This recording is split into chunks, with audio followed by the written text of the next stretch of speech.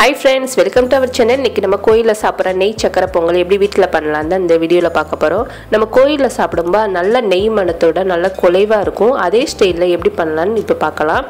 இதுக்கு நான் ஒரு பாத்திரத்துல 5 கப் அளவுக்கு தண்ணி சேர்த்திருக்கேன். நம்ம எந்த கப்ல ரைஸ் எடுக்கறோமோ அதே கப்ல 5 கப் அளவுக்கு தண்ணி சேர்த்துக்கோங்க.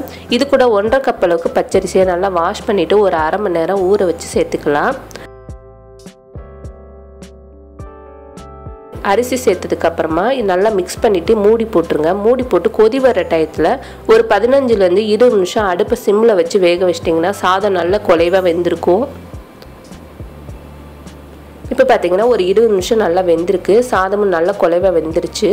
இந்த அளவுக்கு குலைவா வேக வச்சிட்டு சக்கரை பொங்கல் செய்யும்போது நல்ல டேஸ்ட் கொடுக்கும். இது கூட 1.5 கப் பச்சரிசிக்கு 2 கப் அளவுக்கு வெல்ல தூள் எடுத்துக்கோங்க. தூளா எடுக்கும்போது நமக்கு கரெக்டான மெஷர்மெண்டா இருக்கும். நல்ல டார்க்கான வெல்லமா எடுக்கும்போது பொங்கலோட கலர் நல்லா இருக்கும். இப்போ வெல்லம் சேர்த்ததுக்கு அப்புறமா இது கூட காய்ச்சின பால் ஒரு 1/4 கப் அளவுக்கு சேர்த்துக்கலாம். இந்த மாதிரி பால் சேர்க்கும்போது இன்னும் கொஞ்சம் பொங்கலோட டேஸ்ட் சூப்பராகவே இருக்கும். பால் சேர்த்துட்டு நல்லா மிக்ஸ் பண்ணிக்கோங்க. நார்மலா சக்கரை பொங்கல் வந்து இனிப்பு அதிகமாக சேர்த்தா தான் டேஸ்ட் சூப்பராகவே இருக்கும். உங்களுக்கு இந்த அளவுக்கு இனிப்பு தேவையில்லைன்னு நினச்சிங்கன்னா 1.5 கப் பச்சரிசிக்கு 1.5 கப் வெல்லம் எடுத்தீங்கன்னா கரெக்டான இனிப்பாக இருக்கும்.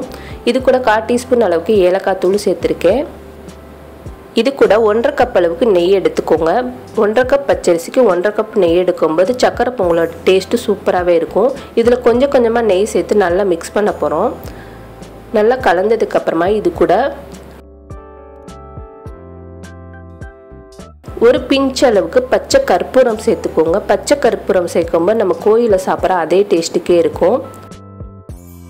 இப்போ பச்சை கற்பூரம் சேர்த்ததுக்கு அப்புறமா இன்னும் கொஞ்சம் நெய் சேர்த்துக்கலாம். நெய் சேர்த்துட்டு அடுப்பை சிம்மில் வச்சு 10 நிமிஷம் திருப்பி வேக வைக்க போகிறோம். நல்லா அந்த வெல்லம்லாம் கரைஞ்சி பொங்கல் வந்து இன்னும் நல்லா திக்காக ஆரம்பிச்சிரும். உங்களுக்கு இந்த அளவுக்கு லிக்விடா தேவை வேணாம்னு நினைச்சீங்கன்னா தண்ணியோட அளவை 1 கப் மட்டும் கம்மி பண்ணிக்கோங்க. 4 கப்பா சேர்த்துக்கோங்க. கரெக்டா நம்மளுக்கு நல்லா இன்னும் கொஞ்சம் திக்கா பொங்கல் கிடைக்கும். அடுத்து வந்து ஒரு கடாயில ஒரு 50 ml அளவுக்கு நெய் சேர்த்திருக்கேன். நெய் சேர்த்ததுக்கு அப்புறமா நெய் நல்லா ஹீட் ஆகட்டும்.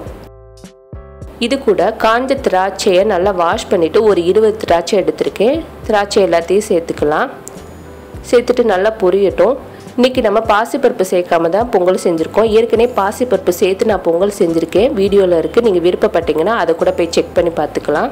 இப்போ நல்லா பொரிஞ்சதுக்கு அப்புறமா ஒரு 20 பீஸ் அளவுக்கு முந்திரி பருப்பு சேர்த்துக்கோங்க.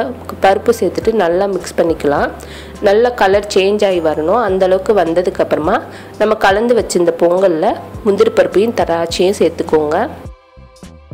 இப்போ நல்லா சேர்த்ததுக்கு அப்புறமா நம்மளோட நெய் சக்கரை பொங்கல் ரெடி ஆயிடுச்சு. இதே மெத்தடில் நீங்களும் செஞ்சு பாருங்கள். நம்ம கோயிலில் சாப்பிட்ற அதே டேஸ்ட்டுக்கே இருக்கும். இதே போல் பொங்கலுக்கு நீங்களும் ட்ரை பண்ணி பாருங்கள். நம்மளோட ஃப்ரெண்ட்ஸ் அனைவருக்கும் என்னோட அட்வான்ஸ் இனிய பொங்கல் நல்வாழ்த்துக்கள். இந்த வீடியோ உங்களுக்கு பிடிச்சிருந்துச்சுன்னா லைக் பண்ணுங்கள், ஷேர் பண்ணுங்கள். மறக்காமல் நம்மளோட சேனலுக்கு சப்ஸ்கிரைப் பண்ணுங்கள். தேங்க்யூ.